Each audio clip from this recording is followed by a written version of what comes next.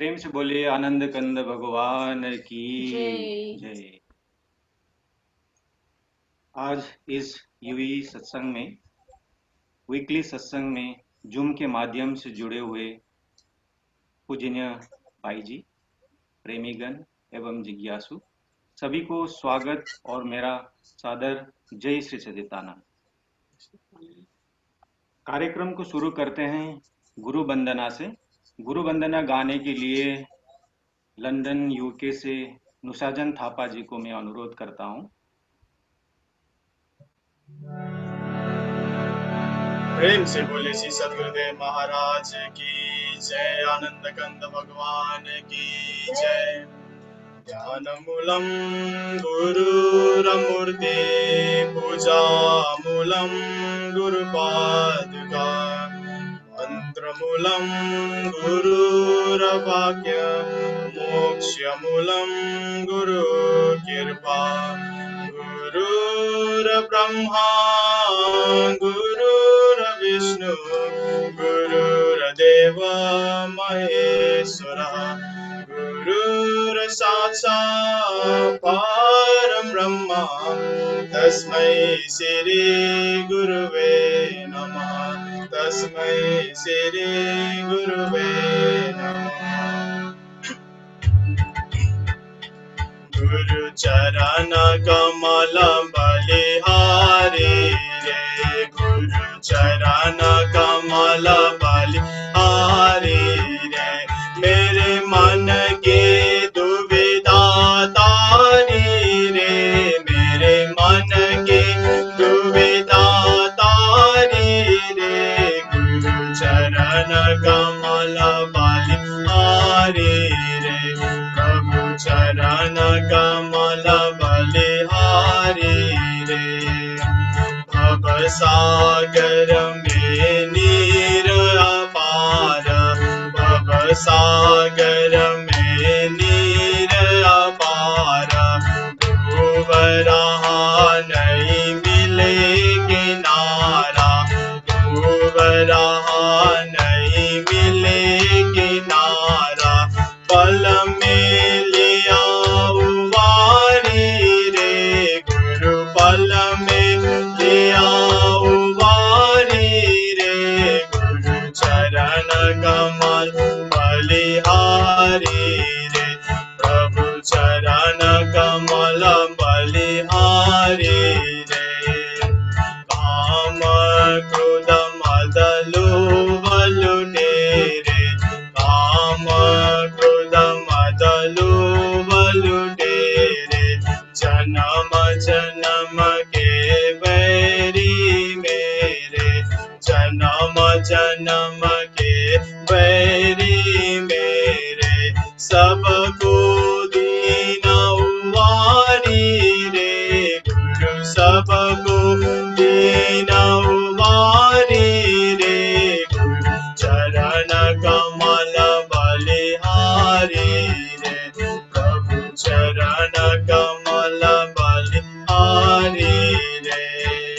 द्वैत भाव सब दूर कराया। द्वैत भाव सब दूर कराया। पूर्ण ब्रह्मा एक दर्शाया। पूर्ण ब्रह्मा एक दर्शाया। घट घट ज्योत निहारी रे। गुरु घट घट ज्योत निहारी रे। गुरु चरण कमल बलिहारी रे। चरण कमल बलिहारी रे। योग युगत गुरुदेव बताई। योग युगत गुरुदेव बताई। ब्रह्मानंद शांति मन आई। ब्रह्मानंद शांति मन आई। मानुष्य देह सुधारी रे। गुरु मानुष्य देह सुधारी रे। गुरु चरण कमल बलिहारी रे, प्रभु चरण कमल बलिहारी रे। प्रेम से बोले श्री सतगुरुदेव महाराज की जय, आनंद कंद भगवान की जय। मुसाजिन भाई को बहुत बहुत धन्यवाद। अभी एक और भजन होगा दार्जिलिंग से प्रीतम गुरु भाई से।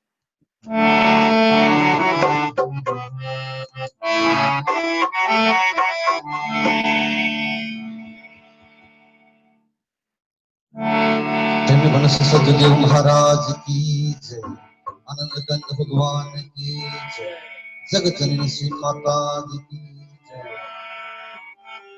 जय राजेश्वरी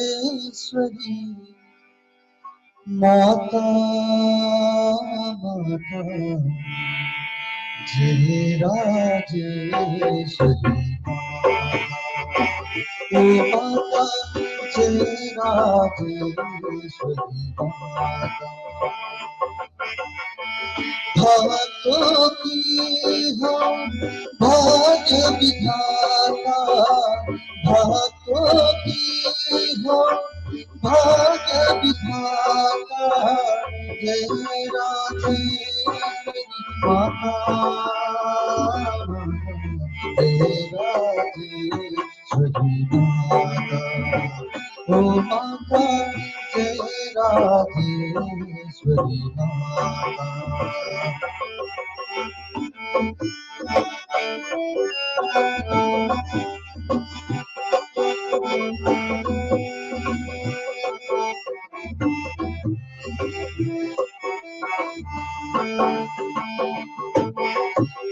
कर दे प्रकाशित जीवन पथ को, तेरी कृपा की मोती हो मां, तेरी कृपा की मोती सदा लुटाती रहती हो मां, वरदानों की मोती हो मां, वरदानों की मोती परी जाए वो जोड़ ले तो भी, परी जाए वो जोड़ ले तो भी, चरण कमल से नाता, जय राजेश्वरी ओ माता, जय राजेश्वरी माता।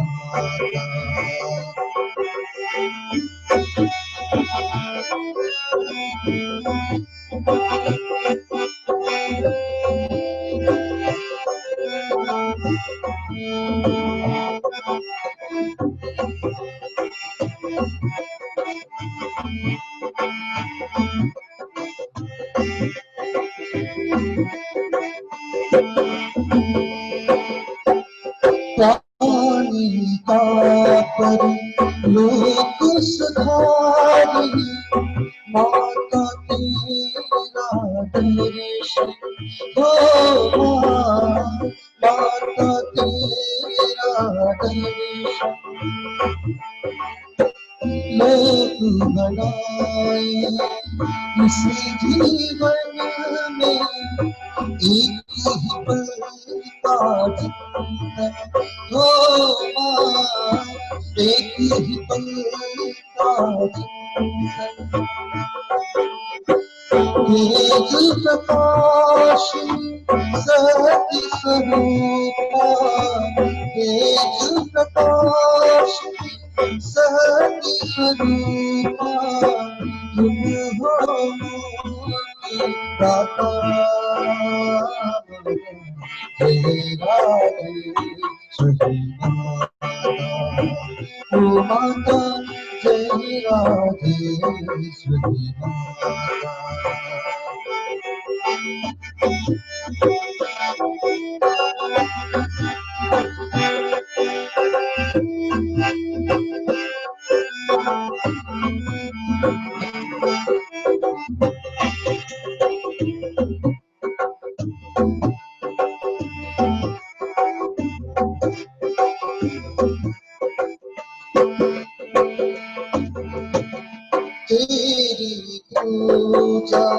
गाए माता दीप जले दिन राती हो माँ दीप जले दिन राती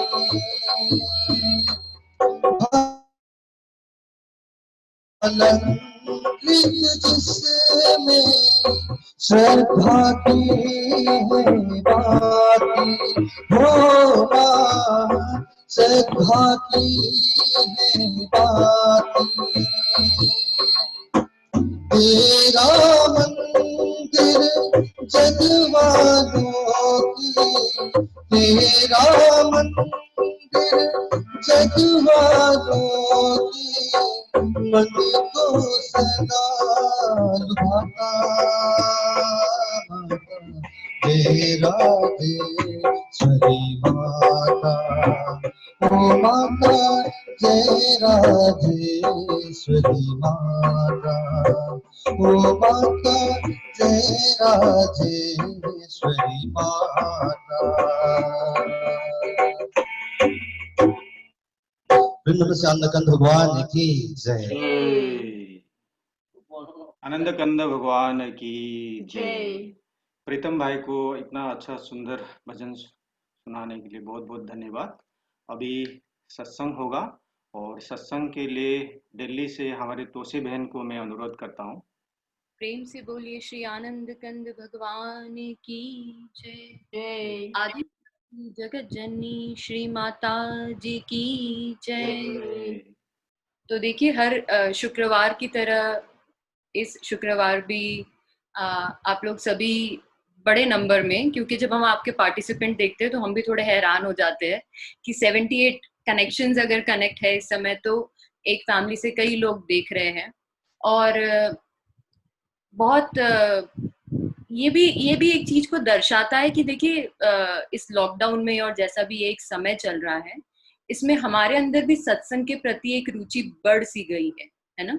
मे बी लॉकडाउन से पहले हम इतना कभी टाइम निकाल के सत्संग नहीं सुनते थे, पर वही बात है ना कि जब कोई चीज नहीं मिलती है या कोई चीज थोड़ा डिस्टेंस हो जाती है तो उसकी वैल्यू बढ़ जाती है। और ये सब हमारे जीवन में हुआ है, ये प्रैक्टिकल हुआ है, और उसी का एक छोटा सा स्वरूप जो है वो ये एक प्रोग्राम है। तो हम सबसे पहले बाई जी को भी बड़ा जय सत्संग करते हैं और धन्यवाद देते हैं, क्योंकि बाई जी भी रेगुलरली आप लोगों के सत्संग कर रहे हैं ना। क्योंकि बाई जी का अपना स्केड्यूल इतना टाइट होता है कि उनका अपने लोकल एरिया के आश्रम के सत्संग होते हैं, देन बाई जी वैसे भी काफी सारे सत्संग अटेंड करते हैं। उसके बाद भी वो अगर रेगुलरली आप लोगों को सत्संग के लिए टाइम दे रहे हैं तो ये भी बहुत बड़ी बात है कि वो समय में से समय निकाल रहे हैं। तो बाई जी का भी हम बड़ा धन्यवाद करते हैं। फिर ये भैया ने बड़ा सुंदर भजन गाया। तो बात ये कि हमने भी ये भजन जो है वो एक इससे पहले कोई वर्चुअल सत्संग हुआ था जहाँ पे उत्तम गिरी जी जो है उन्होंने ये भजन रखा, तो हमने भी तब पहली बार सुना। तो हमने आई थिंक आपके दुबई के ही सत्संग में सुना था, तो फिर हमने रिक्वेस्ट की उत्तम से कि ये सत्संग प्लीज हमें रिकॉर्ड करके देना।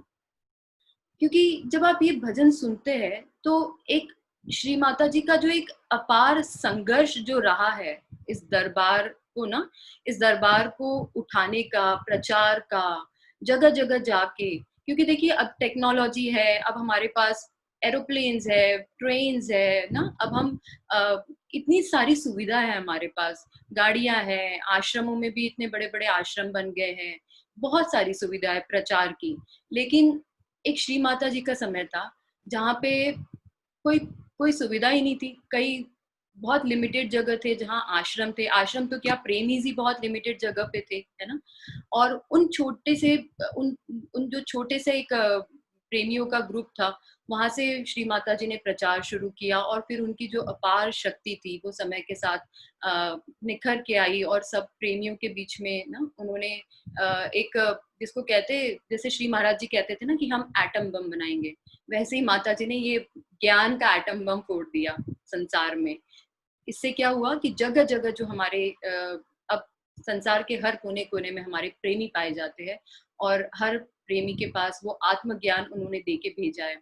क्योंकि हमें एक बात याद आ रही है जो टंडन जी ने एक बार कही थी कि श्री माता जी कहा करते थे कि एक समय ऐसा आएगा कि संसार में व्यक्ति जहाँ पे भी रहेगा वो बड़ा भयभीत हो जाएगा।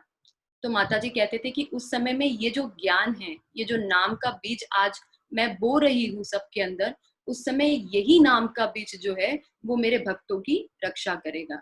तो देखिए महापुरुष जो होते हैं वो बड़े ही तत्वदर्शी, जिसको कहते हैं बहुत ही आगे की चीज को देख लेते हैं और उसके हिसाब से उनका जो सारी प्लानिंग होती है।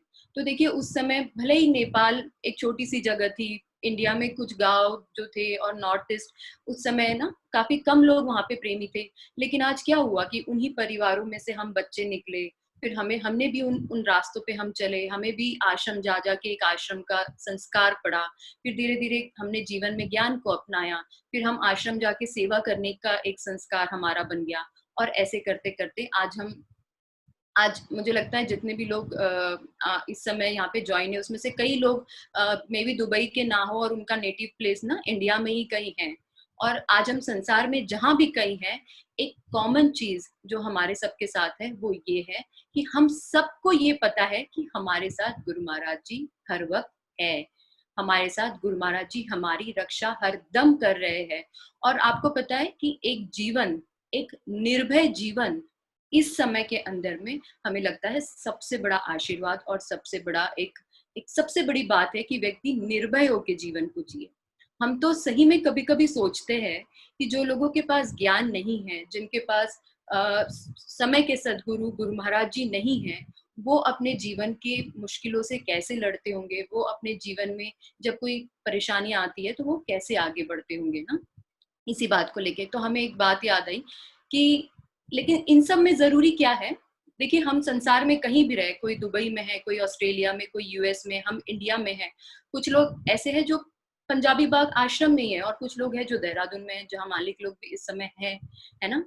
लेकिन हमें लगता है कि ये जो सारा खेल है अध्यात्म का, जो ये सारा एक ना जो सारा जो इनर वर्ल्ड है, उसको अगर आप गौर से देखें तो ये सारी जो बात है वो शुरू होती है आपके अपने ध्यान से, है ना। कि ध्यान जो है ये बड़ी ही सूक्ष्म चीज है ना। और अगर हम एक चीज देखें गौर से कि अगर हम गुरु महाराज जी का ध्यान नहीं कर रहे हैं, अगर हम उस नाम का ध्यान नहीं कर रहे हैं, फिर भी हर व्यक्ति हर वक्त किसी ना किसी चीज का ध्यान तो कर ही रहा है ना। और आप सब मानेंगे इस बात को कि अगर हम नाम का सुमिरन नहीं भी कर रहे हैं, अगर हमारा ध्यान अपने अंदर केंद्रित नहीं भी है, तो भी हम किसी ना किसी रूप में ध्यान जरूर कर रहे हैं। अब क्या होता है, ये एक प्रोसेस को थोड़ा आप समझिएगा कि जिसका भी आप ध्यान करते हो, है ना, साइंस भी कहता है कि आप लोग इंटरनल, जिसको कहते हैं वेव एनर्जी, कि वेव एनर्जी के रूप में हम सभी एक दूसरे से कनेक्टेड हैं, राइट। तो जिसका भी हम ध्यान कर रहे हैं, आइडियली एक सटल लेवल मतलब बहुत ही सूक्ष्म स्तर पे हम उसके साथ अपनी एनर्जी को आदान और प्रदान कर रहे हैं, है ना। तो अगर हम किसी अच्छे व्यक्ति का ध्यान कर रहे हैं, जैसे हमारा ध्यान आश्रमों में ज्यादा होता है, सेवा में अगर होता है, महात्मा बाई जी के चिंतन में है, तो क्या होगा कि हमें पॉजिटिव एनर्जी मिलेगी। और अगर हम किसी नेगेटिव इंसान का ध्यान कर रहे हैं कि भाई किसी से हमारी शत्रुता हो गई है, या कोई व्यक्ति ठीक नहीं है, या कोई हमारे ऑफिस स्टेशन पे कोई व्यक्ति है, कोई हमारे परिवार में ही है, और उसका ध्यान हम कर रहे हैं, तो भी हमें पता चल जाता है कि एक, जिसको कहते हैं ना कि हमें एक बेचैनी सी स्टार्ट हो जाती है ना, जिससे ये पता चलता है कि जिसका ध्यान, जो व्यक्ति आपके ध्यान में बैठा है, उसकी एनर्जीज कैसी है। क्योंकि जब किसी नेगेटिव एनर्जी वाले का आप ध्यान करते हो तो क्या होता है कि आपके अंदर वो नेगेटिविटी अपने आप ही आनी शुरू हो जाती है। और अगर आप किसी पॉजिटिव एनर्जी वाले का ध्यान करते हो, किसी ऐसे व्यक्ति का ध्यान करते हो जो खुद भजन करता है, जो खुद सच्चाई के मार्ग पे चलता है, तो आपको हमेशा एक पॉजिटिव वेव इनसे मिलनी शुरू हो जाएगी। तो ऐसे बहुत बार होता है कि हम किसी बहुत ही अननोन पर्सन से मिलते हैं, मे बी रास्ते में या ट्रेन में, और हमें बड़ा ही पॉजिटिव फील होता है ना। भले ही उनकी दो बातें हम सुनते हैं और एक बहुत ही जनरल कॉन्वर्सेशन होती है, बट हम अपने आप बहुत पॉजिटिव फील करने लग जाते हैं। ये कैसे? ये होता है उस सामने वाले व्यक्ति के ऑरा से, है ना, कि उसका जैसा ऑरा होता है वैसी उनकी एनर्जी होती है। और उनका जब आप वहां से उनसे मिलके चले जाते हो, उसके बाद भी आप फिजिकल रूप में तो चले गए, लेकिन आपके ध्यान से वो व्यक्ति नहीं गया, और क्योंकि आपके ध्यान से वो व्यक्ति नहीं गया, इसलिए क्या हो रहा है कि आपके चिंतन में आप कहीं ना कहीं एनर्जी एक्सचेंज उस व्यक्ति के साथ अभी भी कर रहे हैं। और जैसे कि हमने ये एक प्रोसेस बताई कि जो ये एक प्रोसेस हर व्यक्ति के साथ जुड़ी हुई है, यही सेम प्रोसेस हमारी अध्यात्म जगत में अप्लाई होती है। अध्यात्म जगत में क्या होता है कि जब हम भजन करने के लिए बैठते हैं, जब हम मेडिटेशन के लिए बैठते हैं, तो हमें अपने ध्यान को जो है वो गुरु महाराज जी की साकार जो मूर्ति है उस पे ले जाना होता है, उस पे बिठाना होता है। क्योंकि देखिए मन जो है, मन अगर आप गौर से अपने मन के, जिसको कहते हैं ना कि अपनी to be conscious of your own consciousness, है ना, कि I am not saying to be conscious of your own consciousness, but अगर आप अपने थोड़ा माइंड के बारे में भी कॉन्शियस हो जाए कि ये मन कैसे संसार में घूम रहा है। क्योंकि जब आप भजन पे बैठते हैं तो क्या होता है कि पहले ये एक किसी इंसान तक जाएगा, किसी परिस्थिति में जाएगा, फिर वहां आपको घुमाते रहेगा, फिर वहां से निकलेगा, फिर दूसरी परिस्थिति में आपको घुमाते रहेगा, ऐसे आपको मल्टीपल जगह पे घुमाते रहेगा। अब क्या है, ये प्रॉब्लम इसलिए है और इसीलिए काफी लोग हम में से कंप्लेन करते हैं, जैसे हम भी बहुत पहले कंप्लेन करते थे कि जी हम बैठते तो है पर मन नहीं लगता। मन इसलिए नहीं लगता क्योंकि हमने अपने मन को एक स्टैंड दिया ही नहीं है जहां पे जाके वो बैठ जाए, है ना। क्योंकि देखिए गुरु महाराज जी भी कहते हैं कि अगर आपको ऊपर चलना हो तो थोड़ा एस्केलेट अगर आपको करना है तो आपको एनर्जी लगानी पड़ेगी, राइट। तो इसीलिए इसी तरीके से हमें अपने मन को एक जगह पे ले जाके रखना है, एक जगह पे उसको स्थान देना है जहाँ पे वो अपने आप अपना स्थान बना सके। और सत्संग में हमें सुनाया जाता है कि गुरु महाराज जी की जो साकार मूर्ति होती है वो सबसे सुंदर स्थान है जो हम अपने मन को भजन के अंदर में दे सकते हैं। क्योंकि जब आप भजन में बैठते हैं तो अब बात है कि जी मन का क्या करें। तो जब मन को आप धीरे धीरे गुरु महाराज जी की साकार मूर्ति में, जब हम कह रहे हैं कि साकार मूर्ति, तो क्या होता है कि जहां आपने गुरु महाराज जी के दर्शन कर रखे हो, है ना, या फिर हमारे घर में गुरु महाराज जी की हम सुंदर सुंदर छवि लगाते हैं, उस छवि में हमें अपने मन को ले जाना है। और हमें लगता है कि यही एक कारण है कि गुरु महाराज जी हर प्रोग्राम में जो है अच्छी अच्छी पगड़ी और अच्छी अच्छी मालाएं पहन के आते हैं कि हम बहुत सुंदर दिखे, ताकि इतने सुंदर दिखे कि मैं अपने भक्तों के मन में बस जाऊं। लेकिन भक्तों का मन जो है वो भी उतनी ही तगड़ी फाइट कर रहा है कि कुछ भी हो जाए, दुनिया बस जाए तो चलेगा, लेकिन हम गुरु महाराज जी की मूर्ति को नहीं बसने देंगे। लेकिन ये संघर्ष भी एक समय तक ही होता है। जब आप इस भक्ति के रास्ते पे, जब हम निश्चयात्मक इससे चलते हैं, जब हम समर्पण होके चलते हैं, तो फिर गुरु महाराज जी स्वयं आके हमारी मदद करते हैं। और फिर जो उनकी इतनी सुंदर मूर्त है, जो सुंदर सुंदर छवि वो बनाते हैं, वो छवि फिर आपके ध्यान में धीरे धीरे आने लगती है। तो हम एक प्रसंग हमें याद आया कि जब हम किसी के साथ बैठे थे और ऐसी चर्चा चल रही थी कि गुरु महाराज जी के साकार रूप का ध्यान करने के क्या फायदे है ना। तो किसी के साथ चर्चा चल रही थी, तो किसी ने बड़ी सुंदर बात बताई कि आपको पता होगा जो अर्जुन और एकलव्य थे वो एक ही गुरु के शिष्य थे, है ना। तो उनके शिष्य थे, उनके गुरु महाराज जी थे द्रोणाचार्य। हाँ, द्रोणाचार्य थे जिन्होंने सारी अस्त्र शिष्टा, जो सारी शिक्षा है, जो सारी धनुष शिक्षा और ये सारी शिक्षा अर्जुन को सिखाई। तो आप सब जानते हैं इस कहानी को कि एक बार एक कुत्ता भाग रहा था और उनके गुरु महाराज जी ने कहा कि एक ऐसा बाण चलाओ। तो उन्होंने उनका एकदम देखते हैं कि इससे पहले कि अर्जुन बाण चलाते, किसी और ने पीछे से बाण चला दी और गुरु महाराज जी स्तब्ध हो गए। वो स्तब्ध हो गए कि ये शिक्षा तो मैंने, अभी तो उन्होंने ये जिस शिक्षा की, वो जिस पर्टिकुलर प्रैक्टिस की वो बात कर रहे थे, जो वो अर्जुन को सिखाना चाहते थे, तो उन्होंने कहा ये चीज तो मैंने अभी तक अर्जुन को सिखाई भी नहीं है, लेकिन ये अर्जुन के अलावा किसी और ने कैसे सीख ली, क्योंकि पूरे संसार में ये जो शिक्षा है ये केवल हमारे पास है, तो ये किसी और ने कैसे सीख ली। तो द्रोणाचार्य जो है बड़े मतलब आश्चर्यचकित रह जाते हैं। तो फिर वो देखते हैं तो झाड़ियों के पीछे से एक बालक निकलता है और एकलव्य जिनका नाम था, और उनको कहते हैं कि आपको ये किसने सिखाई। तो एकलव्य बड़ी प्यार से कहते कि गुरु महाराज जी मैंने तो आपसे ही ये सब कुछ सीखा है। तो गुरु महाराज जी बड़ा हैरान हो जाते कि आपने हमसे कैसे सीखा। तो फिर वो अपने जहाँ पे वो प्रैक्टिस किया करते थे वहां अपने गुरु महाराज जी को ले जाते हैं और फिर दिखाते हैं कि वहां पे उन्होंने अपने गुरु महाराज जी की एक मूर्ति बना रखी थी और वो क्या करते थे, उसी मूर्ति का ध्यान करते थे, है ना। क्योंकि हम भी कहते हैं कि ध्यान मूलम गुरुर मूर्ति, है ना। तो गुरु महाराज जी की मूर्ति का ध्यान करते थे और धीरे धीरे क्योंकि ध्यान में इतनी ताकत होती है कि जो सामने जिसका ध्यान आप कर रहे हैं धीरे धीरे आप उनकी एनर्जी को परसीव करने लग जाते हैं। तब उन्हें पता चला कि एकलव्य ने केवल ध्यान के माध्यम से, एकलव्य का ध्यान इतना एकाग्र हो गया था कि ध्यान के माध्यम से उनके गुरु की जो शिक्षाएं थी वो उन तक आ गई, है ना। तो ये जो हम बार बार अपनी प्रार्थना में गाते हैं कि ध्यान मूलम गुरु मूर्ति, ये बिल्कुल बिल्कुल सच बात है ना। तो इसीलिए किसी ने कहा कि हम भी जब भजन में बैठते हैं तो अपने ध्यान को एकाग्र करने के लिए हमें सबसे पहले गुरु महाराज जी की जो साकार मूर्ति है, उनके जो चरण है, वहां पे बार बार अपने ध्यान को ले जाना चाहिए। क्योंकि जब आप उनके चरणों में अपने ध्यान को बार बार ले जाएंगे तो क्या होगा कि आपका ध्यान जो बिखरा हुआ है ना, आपका मन जो संसार में अलग अलग रूप में बटा हुआ है वो एकत्र हो जाएगा। और जब वो एकत्र हो जाएगा, जब आपकी सारी एनर्जीज एकत्र हो जाएगी, इसका मतलब है कि अब सही समय है कि हम ध्यान को करें, है ना। और उससे आगे जो बात है कि आप सभी जानते हैं कि देखिए जिसका भजन करने के लिए, जैसे हम कहते हैं कि हम होली नेम पे मेडिटेट करते हैं, अपने प्राणों में जो वो शक्ति है उस पे हम मेडिटेट करते हैं जब हम बैठते हैं, है ना।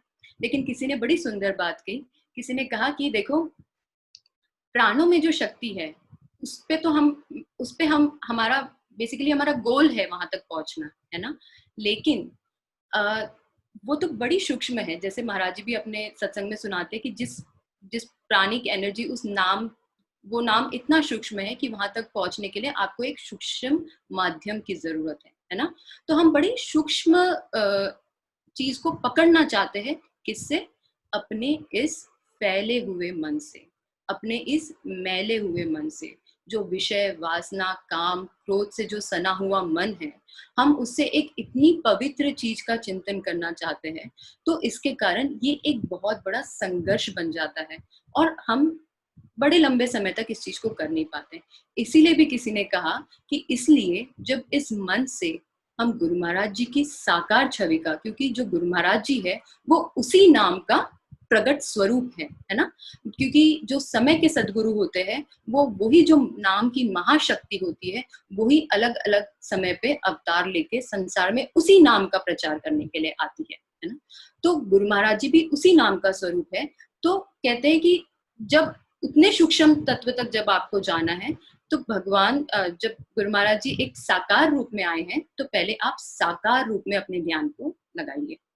जब आप साकार रूप में ध्यान को लगाएंगे तो आपके मन को एक जगह मिल जाएगी जहां पे वो जाके बैठ सके, जहां पे वो जाके अपना विश्राम कर सके, जहां पे वो जाके अपना जिसको कहते हैं कि एक स्टैंड उसको मिल सके। और जब उसको एक स्टैंड वहां पे मिल जाएगा तो फिर हमेशा टंडन जी कहते हैं कि भजन में एक समय तक ही एक भक्त का संघर्ष होता है और उसके बाद का जो संघर्ष होता है, उसके बाद का जो खेल होता है वो हमेशा गुरु महाराज जी का ही होता है।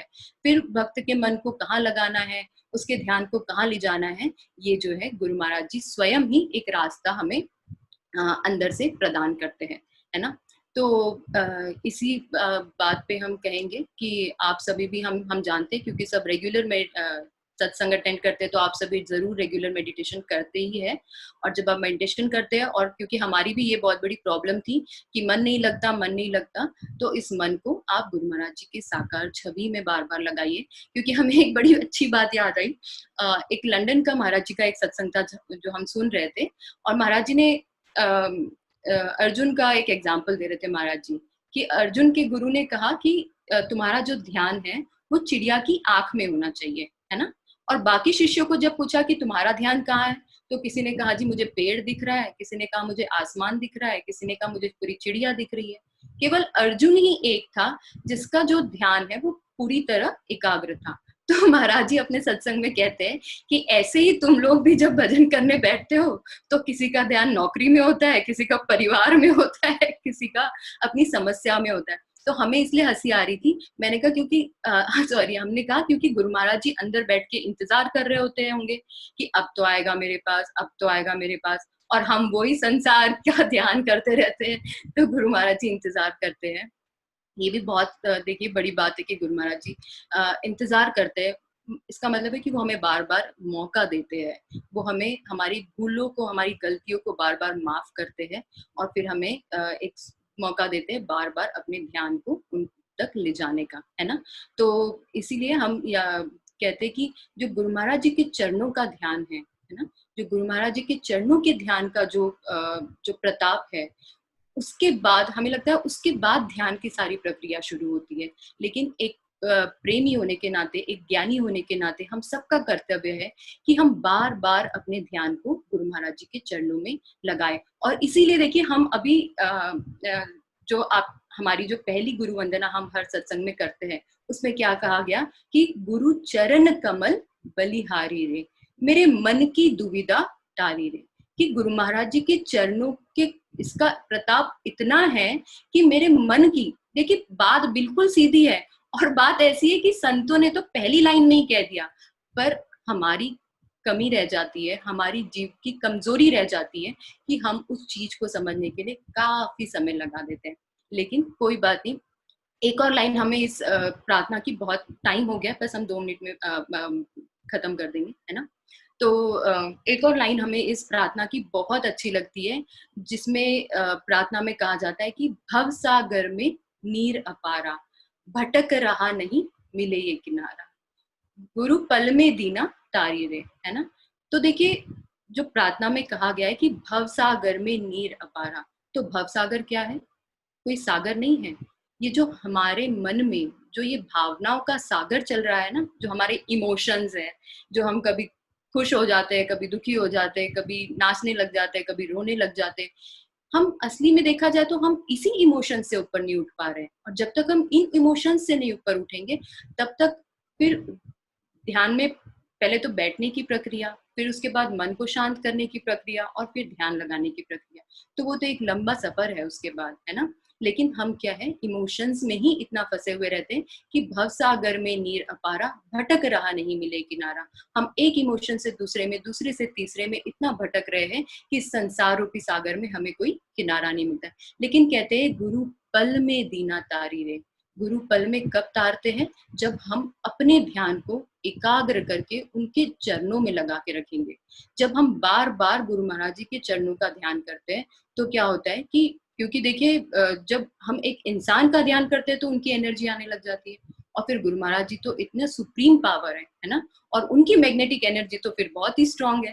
फिर वो जैसे ही देखते हैं कि अब बच्चा मेरी तरफ आ रहा है, तो फिर उनसे भी नहीं रहा जाता है, और फिर वो हमें जल्दी से अपनी तरफ खींच लेते हैं। और उसके बाद व्यक्ति देखता है कि फिर तो आपके लाइफ में इतने चमत्कार शुरू हो जाएंगे कि लाइफ अपने आप में एक चमत्कार बन जाएगी, जो कि हम सबकी बन ही गई है। क्योंकि इतने देश विदेशों में हम लोग कहाँ कहाँ बैठे हुए भी उनके चरणों से जुड़े हुए हैं। तो हम यही कहेंगे कि हर कोई भजन में जरूर बैठे, और इससे ज्यादा जरूरी, जो हमारी एक मेन प्रॉब्लम है कि मन नहीं लगता, तो बार बार सत्संग सुनना इज वेरी इंपॉर्टेंट। हमने आपको पिछली बार भी कहा था कि बिना सत्संग के तो आप भजन में भी नहीं बैठ पाएंगे, है ना, क्योंकि वो आपको इंस्पायर करता है, वो आपके मन की क्लिनजिंग करता है।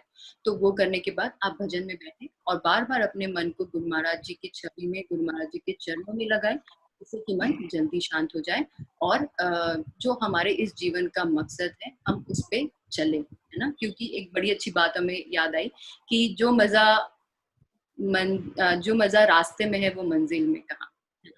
तो हम सब भी अपने इस आध्यात्मिक रास्ते को बहुत ही सुंदर बनाएं। यही कह के हम अपना वाणी को विराम देंगे। प्रेम से बोले श्री आनंद कंद भगवान की जय। प्रेम से बोलिए आनंद कंद भगवान की जय। तुलसी बहन को बहुत बहुत धन्यवाद अपना अति सुंदर विचार हमारे समक्ष रखने के लिए। अभी एक छोटा सा भजन होगा दिल्ली से। भजन के लिए मैं शिवानी बहन को अनुरोध करता हूँ। प्रेम से बोलिए श्री सतगुरुदेव महाराज की जय। आदि शक्ति जगत जननी श्री माता जी की जय। जय।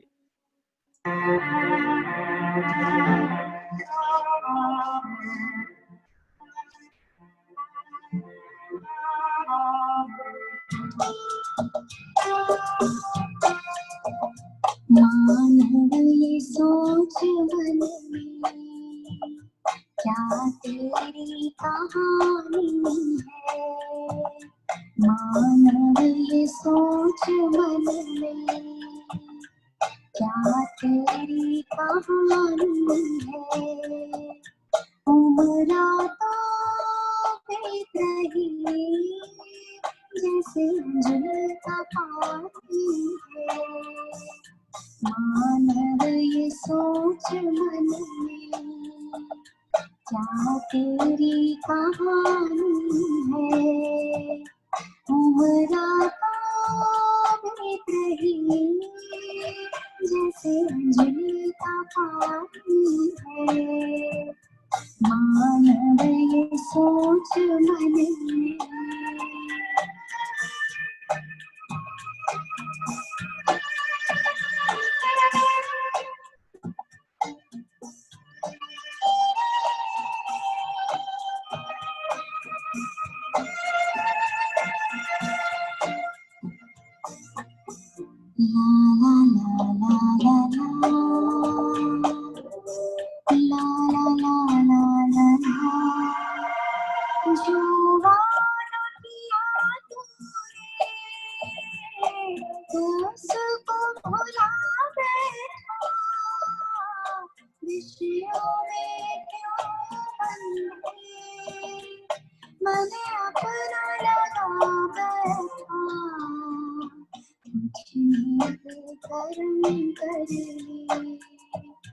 दो दिन जिंदगानी है।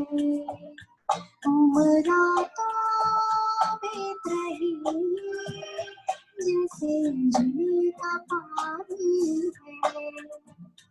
मानव ये सोच मन में।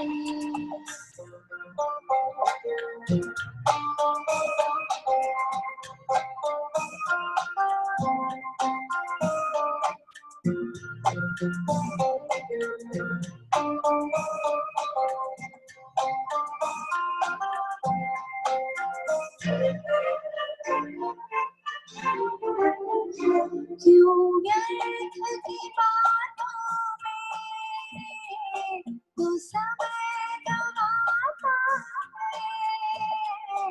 इस पल भी नहीं बंधे हरि नाम ध्याता है। हरि नाम की महिमा तो वेदों में बखानी है। उम्रा तो बीत रही जैसे झीलता पानी है।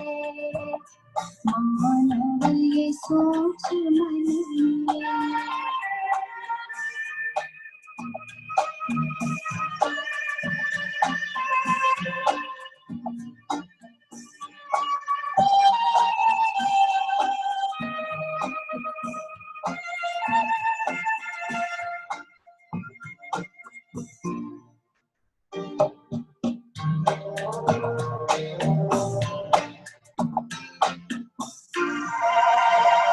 अब भी तो संभल प्यारे गुरु चरणों में ला देना।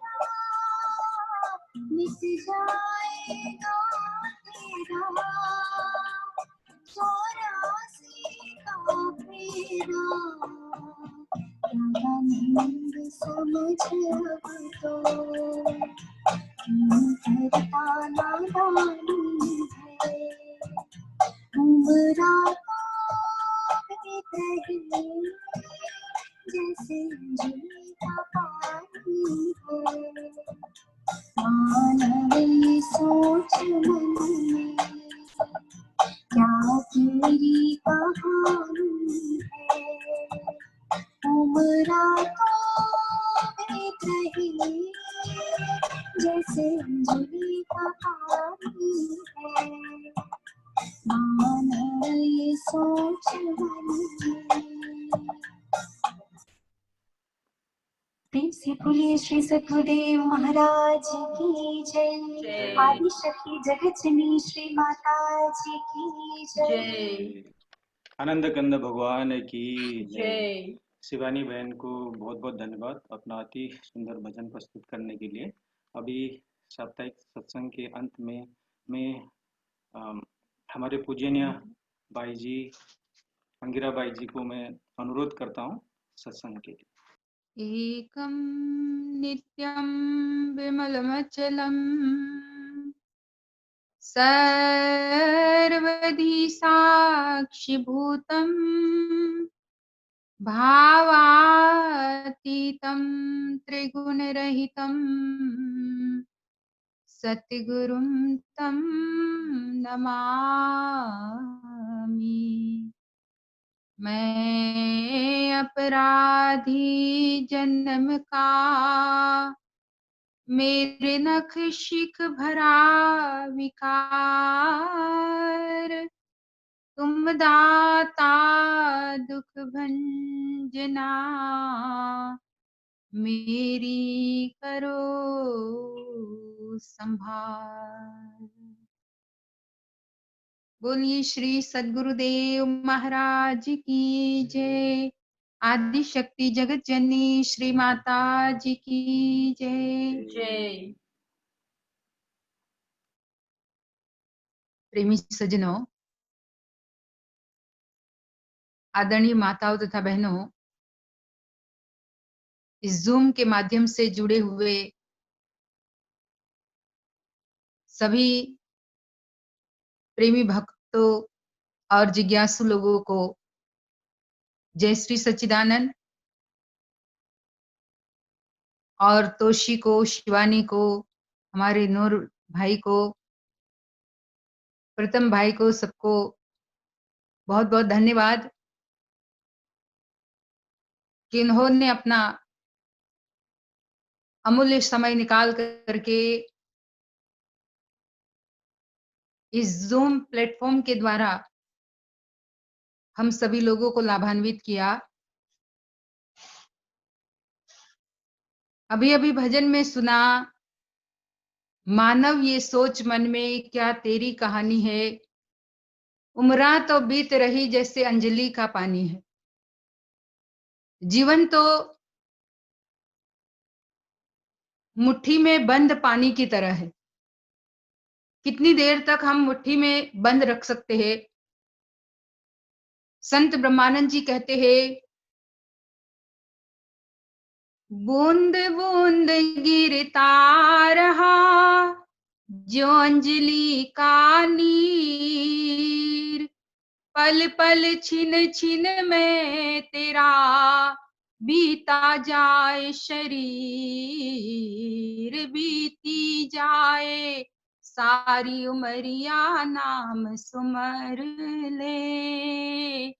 मानुष जन्म मिले ना तुझको नाम सुमर ले। ब्रह्मानंद जी ने कहा, बूंद बूंद गिरता रहा जो अंजलि का नीर, पल पल छिन छिन में तेरा बीता जाए शरीर। पल पल और छिन छिन में ये उम्रा, ये शरीर रूपी घड़ी जिसमें श्वास रूपी सुई घूम रही है, वो हमारी उम्रा को काट रही है। जैसे घड़ी की जो सुई होती है निरंतर घूमती रहती है, और ज्ञानी कहते हैं घड़ियाल का टिक टिक करना हमें ये संदेश सुनाता है, मानव तेरा अनमोल जीवन पल पल बीतता जाता है। वो घड़ियाल की टिक टिक आवाज भी हमें कट कट की तरफ इशारा कर रही है। ये अलग बात है कि आजकल हम उस टिक टिक को भी हमने बंद कर दिया, क्योंकि कितनी ऐसी घड़ी आती है, कितनी ऐसी क्लॉक आती है कि उसमें आवाज ही नहीं होती, पर भले इस घड़ी की आवाज तो हमने बंद कर दी, पर जो ये जीवन है और जीवन रूपी घड़ी में जो श्वास रूपी उमरा जो सुई है, वो तो पल पल कम होती जा रही है। ऐसे में ज्ञानियों ने कहा, बीती जाए सारी उमरिया नाम सुमर ले, मानुष जन्म मिले ना तुझको नाम सुमर ले। पल पल में जीवन तो बीत रहा है, पर जितना है, क्योंकि हर ज्ञानियों ने कहा कि ये जीवन 2 दिन का है, 2 दिन का मेला गाते हैं लोग, 2 दिन का जग में मेला, फिर ये चला चली का खेला, 2 दिन का जीवन है। इस 2 दिन का जीवन मतलब पहला एक दिन जब हमारा इस संसार में जन्म हुआ, और दूसरा वो जब इस संसार से जाना होगा।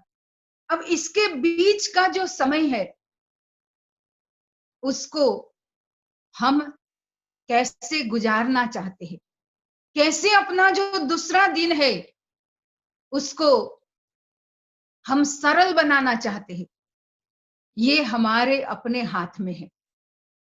और इसे तभी हम सार्थक कर सकते हैं जब समय के सद्गुरु के द्वारा नाम का ज्ञान हमें प्राप्त हो जाए, क्योंकि नाम ही श्वास के साथ चलते चलते हमारी हर इस घड़ी की सुई को एक ऐसे मुकाम तक पहुंचा देती है कि जिससे, जैसे अभी तोशी बता रही थी, बड़ी अच्छी बात लगी कि ऊपर चढ़ना होता है तो हमें एनर्जी चाहिए। अभी आजकल हमारे आश्रम में कुछ रूप पर काम चल रहा था, तो हमारे कुछ प्रेमी लोग भी काम कर रहे थे, कह रहे थे कि बार बार ऊपर चढ़ना नीचे उतरना, बार बार ऊपर चढ़ना नीचे उतरना बड़ी ताकत लगती है। सचमुच में ऊपर चढ़ना बड़ी ताकत मांगता है। इसी तरह से जो श्वास रूपी सुई है, उसमें भी हमें ऊपर चढ़ना है। इस श्वास रूपी सुई को ऊपर ले जाते हुए जब उसी के साथ नाम जुड़ जाएगा, उसी के साथ प्रभु की उस सत्य शक्ति जो अल्टीमेट शक्ति है, जो नाम सारे जगत में निर्गुण रूप में कण कण में जो समाई हुई शक्ति है, उस निर्गुण नाम की शक्ति के साथ जब ये श्वास रूपी सुई को ऊपर ले जाया जाता है, ताकत तो लगती है। वैसे ताकत क्या, सबसे पहले तो माया से मन को हटाना होगा। दूसरी बात, परिवार से थोड़ा अपने आप को हमें आइसोलेट करना होगा। अभी आजकल आइसोलेट करते लोग, ये अंतर जगत की शक्ति को भी आइसोलेट करना पड़ेगा।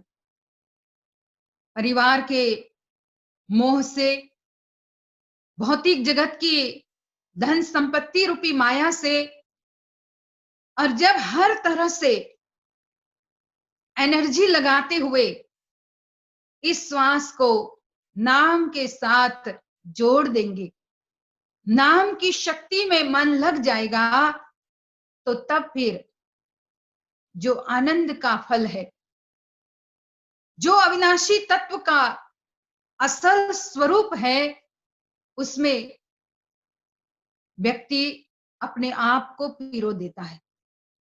और यही इस मनुष्य जीवन का असल लक्ष्य है।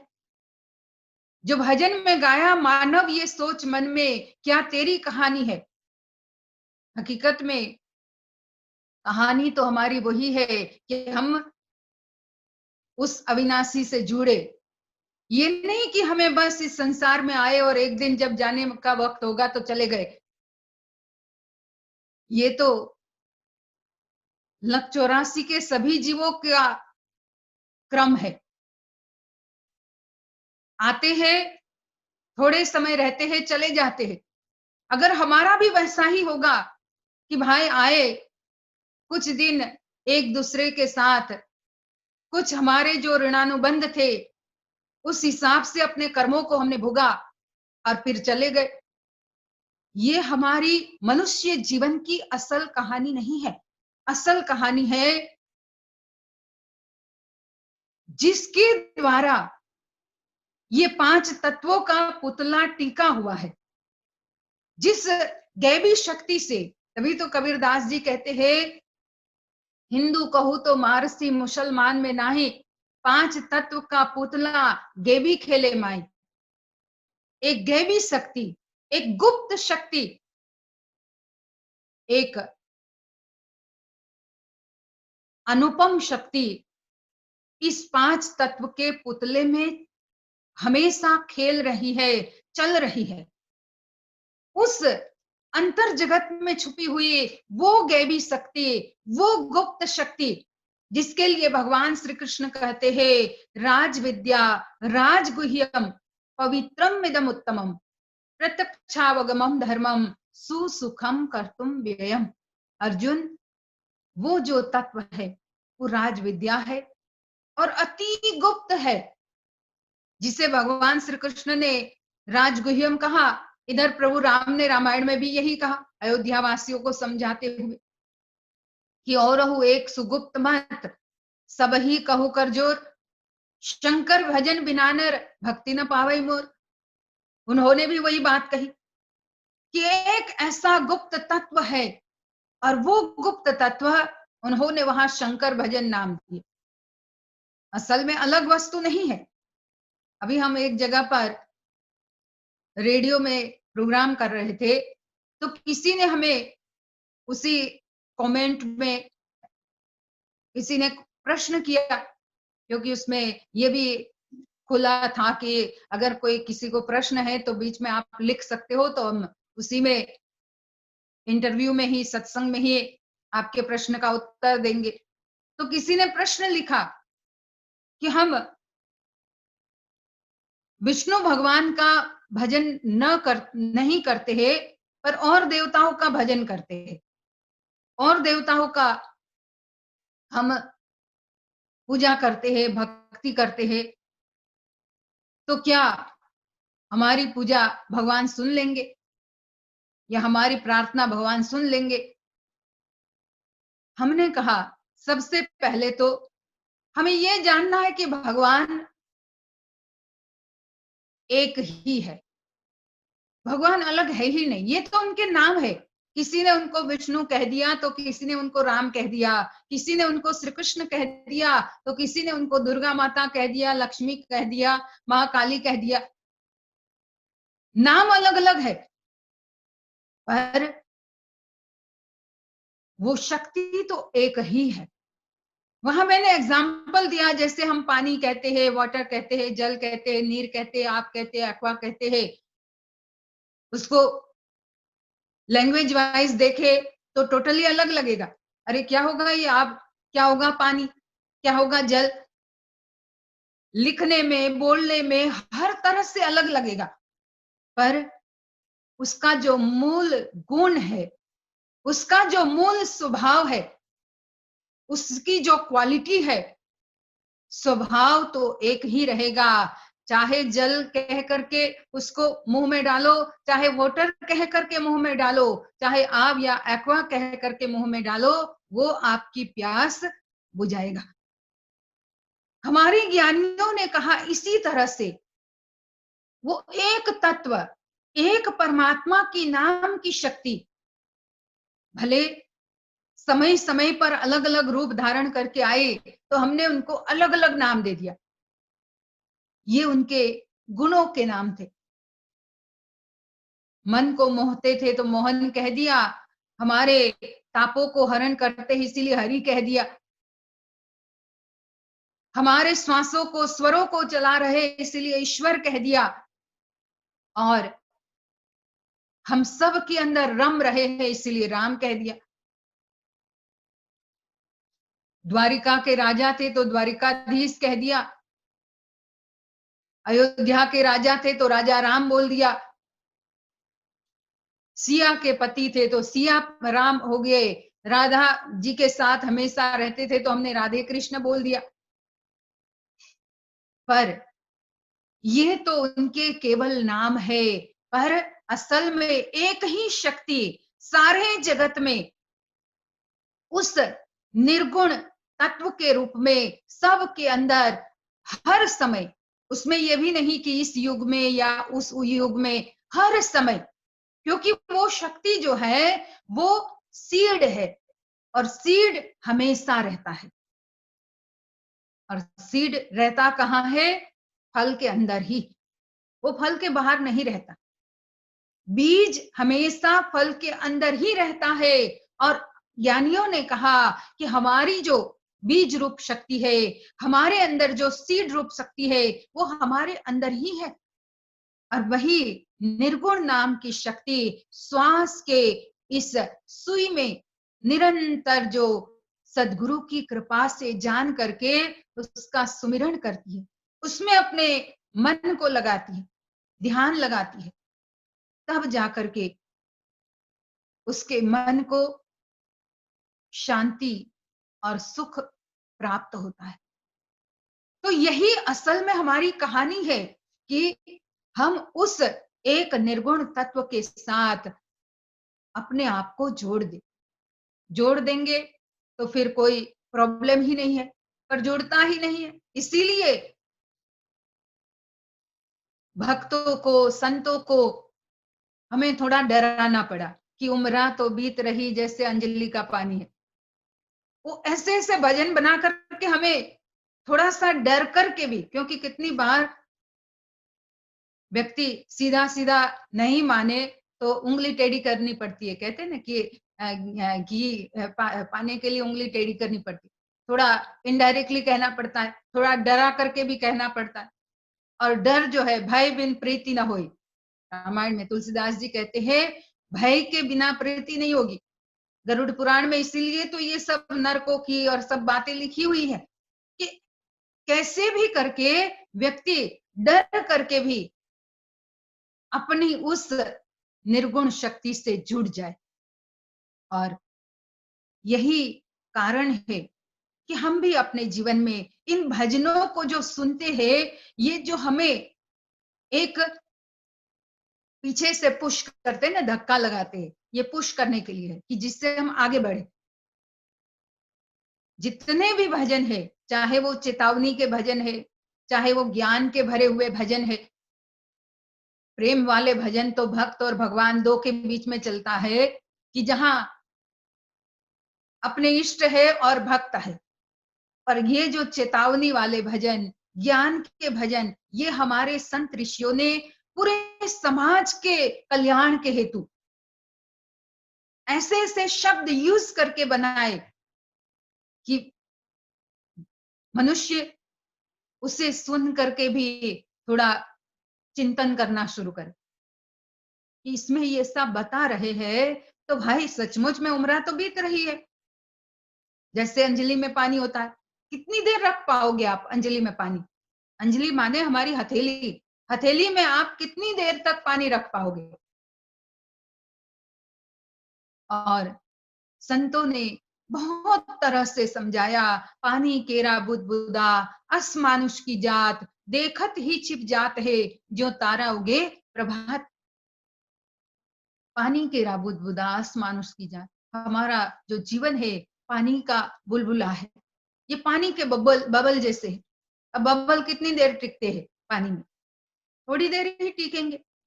इसी तरह से ये जीवन भी हमारा बबल की तरह है, पर इसमें अगर ईश्वर का, महापुरुष का, समय के सद्गुरु का साथ मिल जाए, समय के सद्गुरु की कृपा की छाया मिल जाए, तो व्यक्ति को हर प्रकार से सुख ही सुख, क्योंकि उनकी छाया में ही सुख है और कहीं सुख नहीं है और कहीं आनंद नहीं है। तो हमें उसी सुख की छाया में कैसे अपने आप को, अपना जीवन लगा करके, जैसे हम सुनते हैं गोवर्धन पर्वत को भगवान ने उठाया था, अपने भक्तों को वो शीतल छाया देने के लिए ही तो उठाया था। एक उंगली पर, अपनी सबसे छोटी एक उंगली पर भगवान ने उस गोवर्धन पर्वत को उठा लिया और उसी के नीचे अपने सारे भक्तों को उन्होंने शरण दे दी। देखो कितने दयालु परमात्मा है। अगर उनकी तरफ हमारा भरोसा है, उनकी तरफ हमारा विश्वास है, एक आश एक विश्वास, इस तरह से अगर उनकी तरफ हमारा भरोसा और विश्वास है तो वो अपनी कृपा की छाया में हमें बिठा ही देंगे। अपनी उस शीतल छाया का आनंद देते हुए हमारे इस फिजिकल 5 तत्व के पुतले को तो शीतलता देंगे ही देंगे, हमारे अंतर मन को भी शांति प्रदान करेंगे, शीतलता प्रदान करेंगे। तो इसीलिए हमारा भी ये कर्तव्य बनता है कि इस मनुष्य जीवन को पाकर के हम अपनी असल जीवन की कहानी को समझे। और उसके लिए ही मैं कितनी बार कहती हूँ कि दिन में एक बार, कम से कम एक बार थोड़ी देर एकांत में बैठ करके अपना खुद को टटोलना शुरू करो, खुद को एनालाइज करना शुरू करो। जो व्यक्ति 24 घंटे में से एक बार भले 5 मिनट ही बैठो और पूरा अपना टटोलना शुरू करो, खोजो, खुद को प्रश्न करो। व्यक्ति खुद को प्रश्न ही नहीं करता है, जिसके कारण वैसा का वैसा अज्ञानी रहता है। और जब आप अपने आप को प्रश्न करोगे, अरे मैंने क्या पाया, क्या मुझे चाहिए अभी, क्या ऐसा है जिसको पाने की मेरी मन की प्यास अभी तक बुझी नहीं है। भगवान बुद्ध उस तत्व को टटोलते रहे और तब जाकर के उनको ये निष्कर्ष मिला कि मैंने वैसे तो बहुत कुछ प्राप्त कर लिया है, पर अभी तक मुझे जीवन का असल सच समझ में नहीं आया। और जब खुद को टटोला तभी तो ये जवाब मिला, और उसी जवाब को पाने के लिए वो निकल गए अपने परिवार से, अपने राजमहल से, जिसके कारण वो सिद्धार्थ से बुद्ध बन गए। ऐसे ही नहीं बने, जो एनर्जी लगने की बात कही तोशी ने, ऐसे ही नहीं वो बुद्ध बने, उनको एनर्जी लगी थी। उस एनर्जी लगने में उन्होंने भी अपने परिवार को छोड़ा, राजमहल को छोड़ा, राजमहल के सारे सुख वैभव को छोड़ा, वो एनर्जी लगाई और तब जाकर के वो सिद्धार्थ से बुद्ध बने। तो हम भी अपने जीवन में इस मनुष्य जीवन की असल कहानी को समझने के लिए गुरु महाराज जी के चरण कमलों में हमेशा अपने मन को लगाते हुए, जैसे बताया कि उनके चरण कमलों में बहुत बार ऐसा होता है कि जब मन इधर उधर भटकता है तो उनकी एक छवि याद कर लो। जैसे उनकी छवि आ जाती है, याद कर लेते हैं, तुरंत ही फिर हमारा मन भी नाम में फटाफट लग जाएगा, क्योंकि वो नाम की प्रतिमूर्ति है, वो नाम का दूसरा रूप है, उनके द्वारा ही हमें नाम मिला है। तो हमारा ये कर्तव्य बनता है कि उनके चरण कमलों में मन को लगाते हुए, उनके चरण कमलों में अपना ध्यान लगाते हुए हमेशा अपने जीवन को आगे बढ़ाए, क्योंकि उनके चरणों कमलों में ही आनंद है। कितनी बार गाते हैं लोग, मिलता है सच्चा सुख केवल गुरुदेव तुम्हारे चरणों में, भगवान तुम्हारे चरणों में। मिलता है सच्चा सुख केवल गुरुदेव तुम्हारे चरणों में। चाहे अग्नि में भी जलना हो, कांटों पर भी चलना हो, छोड़ के देश निकलना हो, ये सब कुछ किया है, हम सभी लोगों ने किया है। अग्नि में नहीं चले, कांटों पे नहीं चले, पर देश तो अपना छोड़ा। पर फिर भी अगर हमारा मन इधर उधर भटकता रहेगा तो कभी शांति नहीं मिलेगी। तो सच्चा सुख उनके चरण कमलों में है, और उनके चरण कमलों का ध्यान करते हुए, उनकी उस कृपा की छाया को अपने जीवन में प्राप्त करते हुए अपने मनुष्य जीवन को हम सफल और सार्थक बनाए। काफी जिज्ञासु लोग भी जुड़ते हैं, तो उनको भी मैं आग्रह करती हूँ कि जितना जल्दी हो सके उस अध्यात्म ज्ञान को जान ले, क्योंकि ये जीवन बहुत छोटा है। मत सोचो कि अरे अभी तो बहुत जीना है, बहुत जीना है। आज नहीं जी कल भजू, कल नहीं जी परसों, अभी भजन करके क्या करना है, अभी तो जीना है बरसों। ऐसा नहीं है। बहुत लोग सोचते हैं कि नहीं कल कर लेंगे, कल कर लेंगे, अभी तो बहुत जीना है। अरे कल का नाम तो काल है, कल किसने देखी। तो हमें कल पर नहीं छोड़ना है और जितना जल्दी हो सके अध्यात्म ज्ञान को जान करके नाम का सुमिरन करते हुए अपने मनुष्य जीवन को हम सफल और सार्थक बनाए। और सभी लोगों ने इस जूम के माध्यम से जोड़ करके सत्संग सुना। बहुत बहुत धन्यवाद। बोलिए श्री सद्गुरुदेव महाराज की जय। जय सच्चिदानंद सभी प्रेमियों को। ये जो वीकली सत्संग है every Friday Dubai time 12 PM to 1 PM में होता है। और जो लिंक के द्वारा आप लोग ज्वाइन किया हुआ है वो सेम लिंक है, तो आप लोग अपना फ्रेंड्स रिलेटिव को भी आप लोग शेयर कर सकते हैं। नेक्स्ट वीक भी सेम लिंक में ही ये प्रोग्राम होता है। और हमारे पूजनीय बाई जी की आज्ञा से एवरी मंथ यही वीकली सत्संग में हम लोग क्वेश्चन एंड आंसर सेशन भी रखने जा रहे हैं। उसके लिए भी हम लोग आपको आगे से इन्फॉर्म करेंगे। Thank you. त्वमेव माता च पिता त्वमेव, त्वमेव बन्धुश्च सखा त्वमेव, त्वमेव विद्या द्रविणं त्वमेव, त्वमेव सर्वं मम देव देव, त्वमेव सर्वं मम देव देव, त्वमेव सर्वं देव देव। भक्तिदान मोहि दीजिए गुरुदेवन के दे, और नहीं कछु चाहिए निश दिन चरणन के। बार बार वर मांग हूँ हर्ष देहु श्री रंग, पद सरोज अन पायनी भक्ति सदा सत्संग। आज भी आपका आशरा प्रभु, कल भी आपकी आश, घड़ी घड़ी माशरा शरण पड़ा में दास। बोली श्री सद्गुरुदेव महाराज की जय।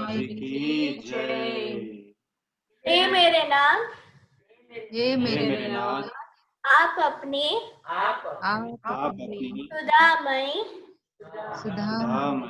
सर्वसमर्थ सर्वसमर्थ पतित पावनी पतित पावनी अहेतु की कृपा से हेतु की कृपा से मानव मार्ग के हृदय में मानव मात्र के हृदय में विश्व बंधुत्व विश्व बंधुत्व एवं एवं प्रशांति की शांति की उदार भावनाओं को उदार भावना को जागृत करें, जागृत करें, जिससे वे जिससे वे सुख दुख के